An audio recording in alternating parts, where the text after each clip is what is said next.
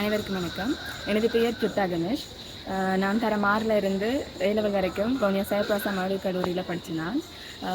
2023ஆம் ஆண்டு காப்போத்த உயர்தரத்தில் உயிரியல் பிரிவில் ஃபர்ஸ்ட் ஷையில் எக்ஸாம் அட்டன் பண்ணினேன். அப்போ எனக்கு ரிசல்ட்ஸ் வந்து பயாலஜியில் வந்து A, கெமிஸ்ட்ரி B, ஃபிசிக்ஸ் வந்து C. போர்டரில் மிஸ் ஆகி எனக்கு மெடிசன் கிடைக்கல. இப்போ 2024ஆம் ஆண்டு காப்போட உயர்தரத்துக்கு எக்ஸாம் செகண்ட் சைடில் எடுத்து இப்போ எனக்கு 14வது rank, biology A, chemistry A, physics வந்து B வந்திருக்கு. இந்த அர்ப்பணிப்புக்கு இந்த பாடசாலை சமூகத்துக்கு நான் முதலாவது நன்றி கடன் பட்டிருக்கேன். அதுலேயும் முக்கியமாக அப்போ எங்களுக்கு அதிபராக இருந்தது கமலேஸ்வரி மேம், பிரதி அதிபர் ரத்னா மிஸ், உப அதிபர்களாக இருந்த இந்துமதி மிஸ், தர்ஷா மிஸ் அவர்களுக்கு எனக்கு மனப்பூர்வமான நன்றியை தெரிவித்துக் கொள்கிறேன்.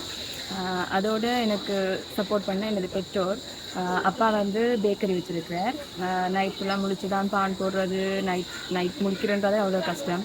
எனக்காக அர்ப்பணிப்போடு இருந்தவர். எங்களோட அம்மா எந்த இஷ்டத்துக்கு எல்லாத்துக்கும் விட்டவா. எக்ஸாம் டைம் நான் அதுக்கு முன்னுக்கு நான் என்ன பண்ணாலும் எந்த இஷ்டம் தான். அவங்க வச்சு இந்த நம்பிக்கையை காப்பாற்றணுன்றதுக்காகவே நான் அது படித்தேன்னா. எனது அண்ணா அக்கா எல்லாம் எனக்கு அவ்வளோ சப்போர்ட்டாக இருந்தது.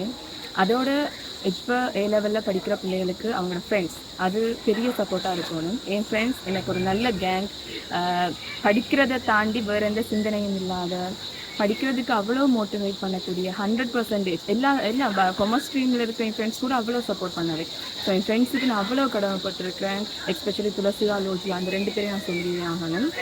அதுக்கு பிறகு இப்போ எக்ஸாம் எழுத போகிற உங்களுக்கு நான் என்ன சொல்லணும்னா, பயாலஜி கஷ்டமான ஃபீல்ட் தான், இல்லைன்னு இல்லை. எல்லோரும் சொல்கிற மாதிரி 10 வருஷம் பாஸோடு செஞ்சால் போதும், எல்லாம் செஞ்சால் போதும், அவ்வளோதான். ஆனால் அதுக்கு முன்னுக்கு நீங்கள் கன்சன்ட்ரேட் பண்ணி படிக்கணும். உங்களோட ஃபீல்டு எது, நீங்கள் இதுக்குத்தான் ஆக போகிறீங்கன்னு உங்களோட முடிவெடுத்து நீங்கள் உங்களை மோட்டிவேட் பண்ணி படிக்கணும். உங்களை நம்பினீங்கன்னா காணும், வேறு எந்த சிந்தனையும் இல்லாமல் படிங்க. அப்படி படிச்சிங்கனாலே உங்களுக்கு அது ஈஸியான பாடம் தான். ஒரு நாள் ஆச்சு அப்படி ட்ரை பண்ணி பாருங்கள். இந்த செகண்ட் சைடில் நான் கற்றுக்கிட்டது என்னை நிறைய டிமோட்டிவேட் பண்ணிங்க தான், இல்லைன்னு நான் சொல்லவே இல்லை. போர்டில் மிஸ் ஆனோன்னு அன்லக்கி பர்சன் அது இது நிறைய காய்ச்சுவாங்க தான். அதையும் தாண்டி அதை ஒரு மோட்டிவேஷனாக எடுத்து தான் வந்தேன் நான்.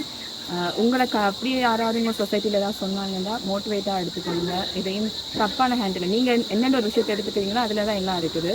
சுற்றி யாரையும் பற்றி யோசிக்காதீங்க. உங்களுக்கு என்ன வேணும், நீங்கள் என்ன எய்ம் பண்ண போகிறீங்கன்னு டிசைட் பண்ணுங்கள். அதில் ஃபுல்லாக கன்சிடர் பண்ணி படிங்க. கண்டிப்பாக உங்களுக்கு வரும். ஜஸ்ட் ஒரு நாளாவது இப்போ ட்ரை பண்ணி பாருங்கள், உங்களுக்கு அந்த டிஃப்ரெண்ட் தெரியும். மற்றபடி எனக்கு ஹெல்ப் பண்ண அவ்வளோ ஆசிரியர்கள், எனது பயாலஜி பாட, ஃபிசிக்ஸ் பாட, கெமிஸ்ட்ரி பாட அவ்வளோ ஆசிரியர்கள், எனது கிளாஸ் ஆசிரியர்கள், அதர் ஸ்ட்ரீம் ஆசிரியர்கள் கூட எனக்கு ஹெல்ப் பண்ணுவாங்க. எல்லாருக்குமே எனக்கு நன்றிகள்.